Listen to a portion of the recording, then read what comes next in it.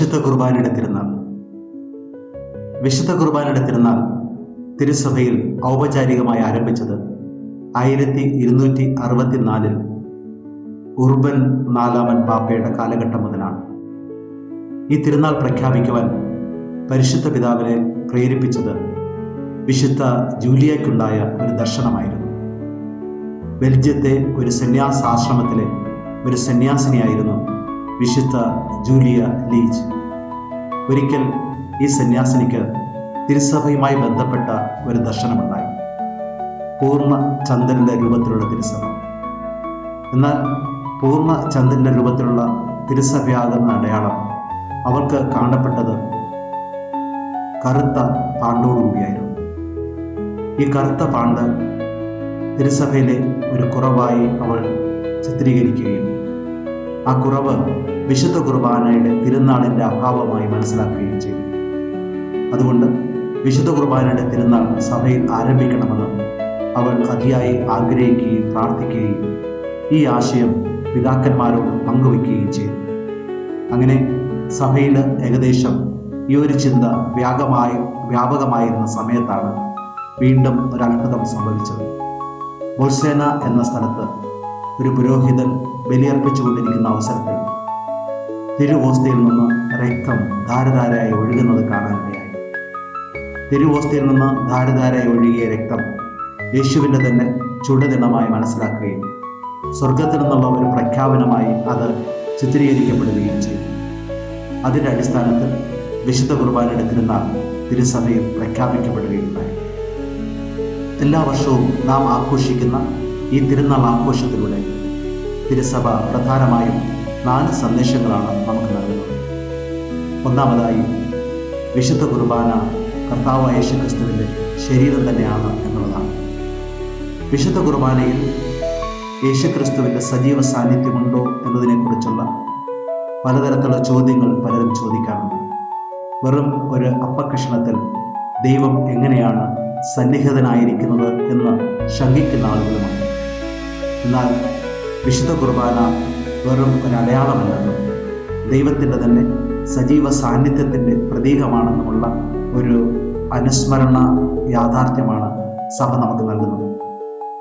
ഓർമ്മയ്ക്കായി നിങ്ങൾ ചെയ്യുവനെന്ന് പറഞ്ഞുകൊണ്ട് അവിടുത്തെ ഓർമ്മയുടെ തുടർച്ച നമുക്ക് ലഭ്യമാകുന്നത് വിശുദ്ധ കുർബാനയിലൂടെയാണ്. വിശുദ്ധ കുർബാനയിലൂടെ യുഗാന്ത്യം വരെ ഉണ്ടായിരിക്കുമെന്ന് അരുളി ചെയ്ത കർത്താവായ യേശുക്രിസ്തുവിൻ്റെ വാഗ്ദത്തം യാഥാർത്ഥ്യമാകുകയാണ്. വിശുദ്ധ കുർബാനയിൽ ദൈവം സജീവമായി സന്നിഹിതനാണെന്നുള്ള വിശ്വാസം ഒരു ക്രൈസ്തവനെ സംബന്ധിച്ചിടത്തോളം കൂടെയുള്ള ഒപ്പമുള്ള ദൈവത്തിൻ്റെ സാന്നിധ്യത്തെ തിരിച്ചറിയുവാനും ദൈവവുമായി നിരന്തര സമ്പർക്കത്തിൽ ജീവിക്കുവാനും സഹായകമാകുന്നു എന്നുള്ളതാണ് പ്രത്യേകത.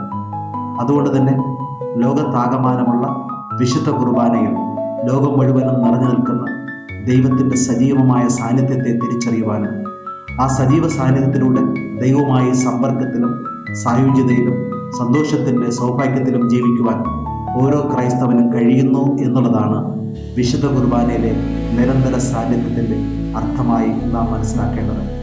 വിശുദ്ധ കുർബാനയിലൂടെ ദൈവം നമുക്ക് നൽകുന്ന ഈ വലിയൊരു സന്ദേശം ജീവിതത്തിൻ്റെ സന്ദേശമാക്കി മാറ്റി ഓരോ ദിവ്യബലിയിലും ജീവിക്കുന്ന ദൈവത്തെ തിരിച്ചറിഞ്ഞ് ആരാധിക്കുവാനും മഹത്വപ്പെടുത്തുവാനും അവിടുന്നുമായുള്ള നിരന്തര സമ്പർക്കത്തിൽ ജീവിക്കുവാനുമുള്ള പ്രചോദനമായി ഈ വിശുദ്ധ കുർബാനയെ നമുക്ക് മാറ്റിയെടുക്കാം.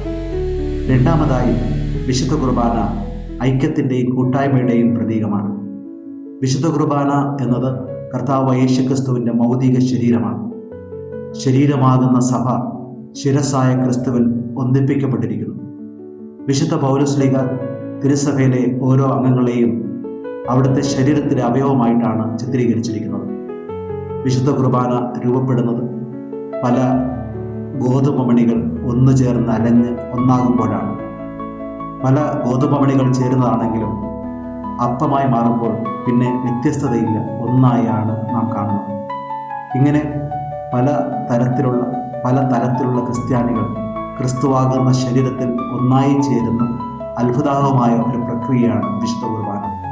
വ്യത്യാസങ്ങളും വിഭാഗീയതയും മറന്ന് ഒന്നായി ജീവിക്കുവാനും ഒന്നായി നിലകൊള്ളുവാനും ഒരു ആഹ്വാനം നൽകുന്ന ശക്തമായ ദൈവസാന്നിധ്യത്തിൻ്റെ അടയാളമാണ് വിശുദ്ധ കുർബാന. അതുകൊണ്ട് തന്നെ ക്രൈസ്തവ സഭയെ ഐക്യത്തിൽ നിലനിർത്തുന്ന, കൂട്ടായ്മയിൽ വ്യാപരിക്കുവാൻ സഹായിക്കുന്ന ശക്തമായ ദൈവ സാന്നിധ്യമായി വിശുദ്ധ കുർബാനയെ നാം സ്വീകരിക്കുകയും ഉൾക്കൊള്ളുകയും ചെയ്യണം.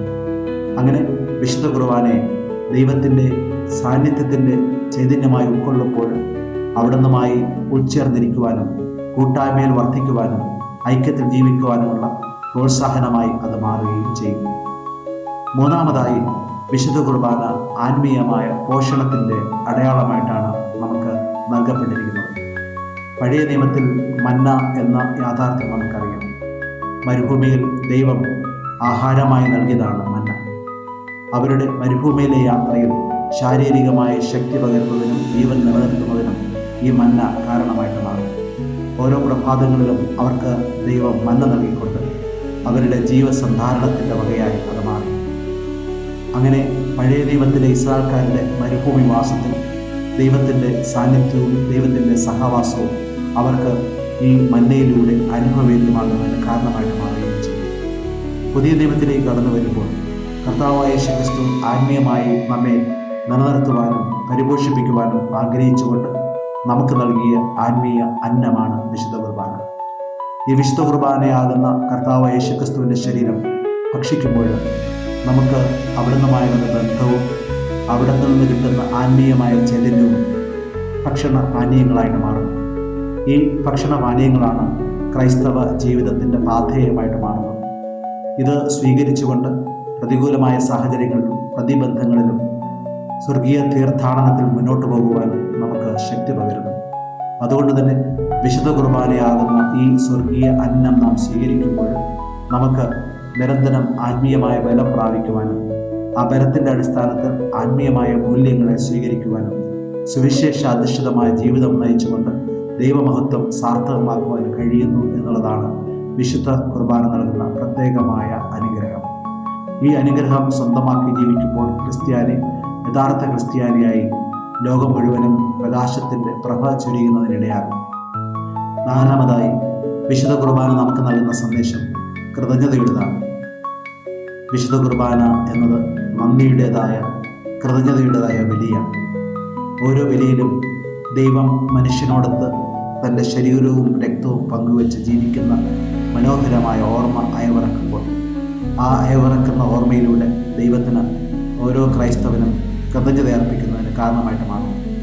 അത് കൃതജ്ഞതയുടെ ബലിയായി മാറും. രക്ഷ നൽകിയ കർത്താവിന് നൽകുന്ന കൃതജ്ഞത, ഓരോ നിമിഷവും കൂടെ വസിച്ചുകൊണ്ട് ശക്തി പകരുന്ന ദൈവത്തിൽ നൽകുന്ന കൃതജ്ഞത. ഈ കൃതജ്ഞത തന്നെയാണ് ഓരോ ആരാധനയുടെയും നിദാനമായി വർദ്ധിക്കുന്നത്. ദൈവത്തിന് കൃതജ്ഞതയും ആരാധനയും അർപ്പിക്കുവാൻ പോകുന്ന രീതിയിൽ ഒപ്പമുള്ള ദൈവത്തെ അപ്പമായി കണ്ടുകൊണ്ട് അപ്പമായി ഭക്ഷിച്ചുകൊണ്ട് ജീവിക്കുവാനും ആ ജീവിതത്തിൽ സായുജ്യവും സന്തോഷവും നുകരുവാനുമുള്ള മനോഹരമായ മുഹൂർത്തമായി വിശുദ്ധ കുർബാന അർപ്പണം മാറുകയാണ്. ഈ വിശുദ്ധ കുർബാനയിലെ കൃതജ്ഞത പിതാവായ ദൈവത്തിന് അർപ്പിക്കുന്ന നിരന്തര യാഗമായി മാറുന്നു. പിതാവായ ദൈവത്തിന് നന്ദി അർപ്പിച്ചുകൊണ്ട് പിതാവായ ദൈവം തൻ്റെ പുത്രനിലൂടെ നമുക്ക് നേടിത്തന്ന രക്ഷയുടെ ആനന്ദത്തെ മഹത്വപ്പെടുത്തുന്നുള്ള അവസരമായിട്ട് മാറുന്നു. പിതാവിന് നൽകുന്ന ഈ കൃതജ്ഞത തീർച്ചയായും ഓരോ മനുഷ്യൻ്റെയും വിശുദ്ധീകരണത്തിനും ജീവിത വിശുദ്ധിക്കും നിദാനമായി ഭവിക്കുകയും ചെയ്യുന്നു. അങ്ങനെ വിശുദ്ധ കുർബാന ക്രൈസ്തവ ജീവിതത്തിൻ്റെ സ്രോതസ്സായി നിലകൊള്ളുന്നത് അവൻ്റെ ജീവിതത്തിൽ അവൻ കൃതജ്ഞതയായും ആരാധനയായും വിശുദ്ധ കുർബാനയിലൂടെ ദൈവത്തെ മഹത്വപ്പെടുത്തുമ്പോഴാണ്. ഈ വിശുദ്ധ കുർബാനയുടെ തിരുനാൾ നാം ആചരിക്കുമ്പോൾ നമ്മെ സംബന്ധിച്ചിടത്തോളം നമ്മുടെ വിശ്വാസത്തിൻ്റെ കേന്ദ്രമായിട്ട് ഇതിനെ സ്വീകരിക്കുവാനും ഉൾക്കൊള്ളുവാനും കഴിയുക എന്നുള്ളതാണ് നാം അഭിമുഖീകരിക്കുന്ന യഥാർത്ഥ വെല്ലുവിളി.